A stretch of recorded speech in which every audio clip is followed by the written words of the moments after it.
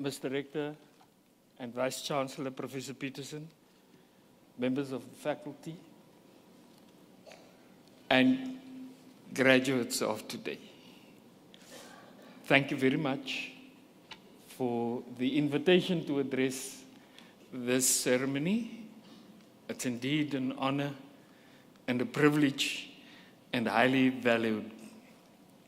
Now, when I received the invitation to address the graduation ceremony, the first thing that went through my mind is, why me? What can I say at the graduation ceremony? Because I was not the ideal student when I was at university.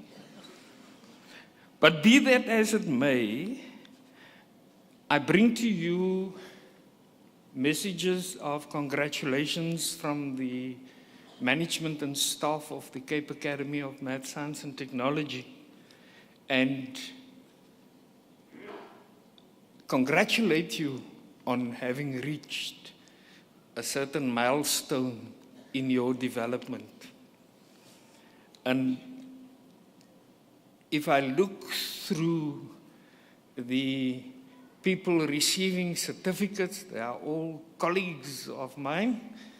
I see they are not youngsters.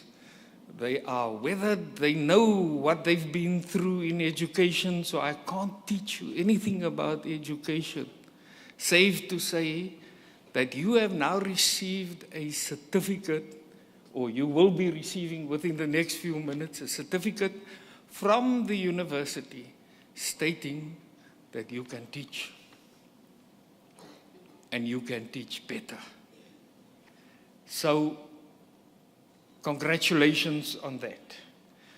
And Professor Peterson reminded me that I must ask myself and ask you, what is going through your mind as you sit there now?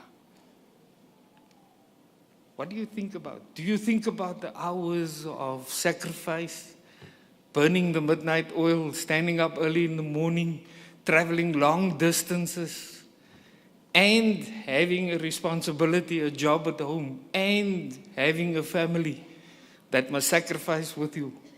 Those are the things I'm quite positive that you're thinking about. So I say that this graduation stands for all those things. And there are various reasons why teachers embark on furthering their qualifications. Some of them do it for the extra couple of dollars, but you got your increase with the certificate, didn't you? And you will be getting your general increase on the 6th of July, won't you? So the money is not the issue.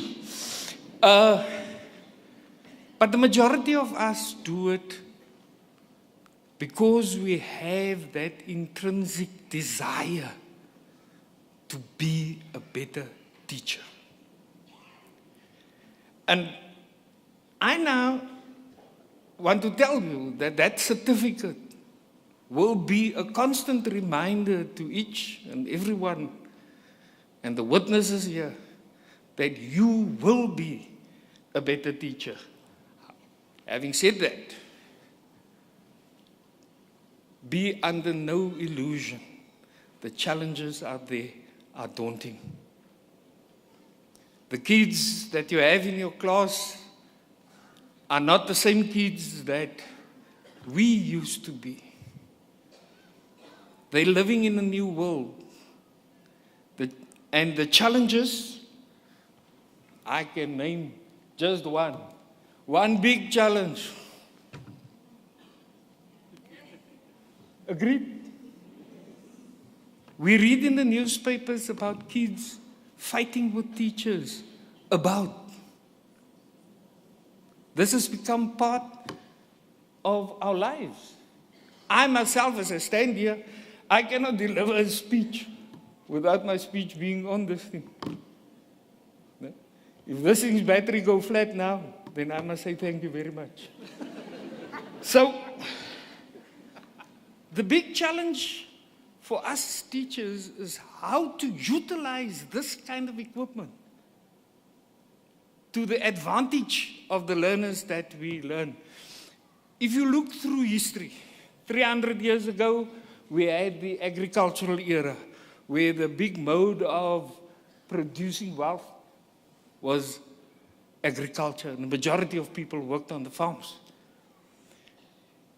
In the 1800s, there was the utilization of steam and the steam engine, which led to the Industrial Revolution in Britain, which led to the formation of European towns on our east coast.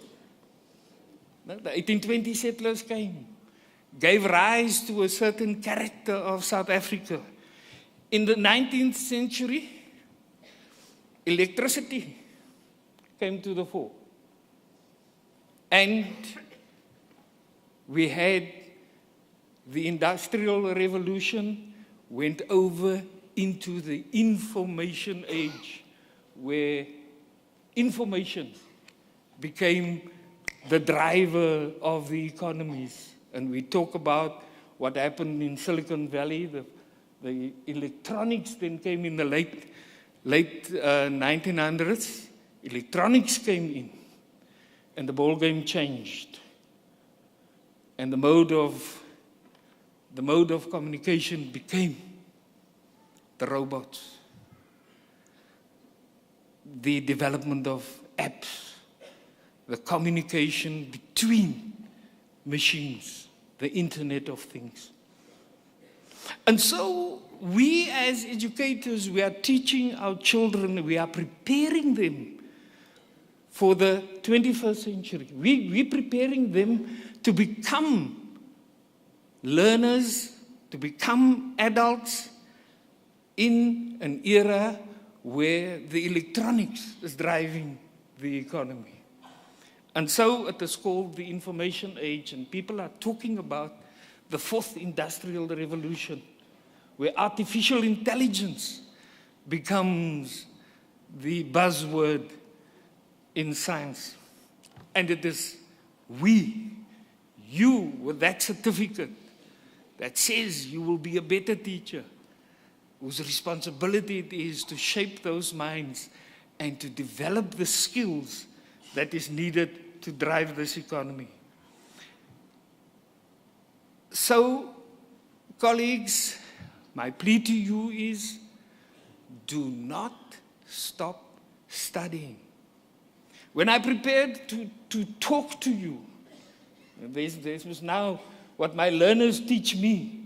They say, Meneer, if you don't know something, Google it. So I'm telling you now, when you prepare your lessons to lead these kids and to develop those skills in them for the 21st century, if you don't know how to, Google it. You'll find the solution there. So I implore you, or rather, I beg of you, our learners, that's under our jurisdiction, where we are responsible for shaping their minds, where we are responsible to develop their skills, I implore you and beg of you, do not stop studying. Do not stop studying. You've been through it. You know how disciplined you are for the sake of our future and our children's future. Remember, we on the southern tip of Africa, the African continent, needs us to develop those skills needed for the 21st century. Professor Peterson, I thank you very much, and I congratulate the people getting certificates, and I say to you, colleagues, go out there and lead by example. Thank you very much.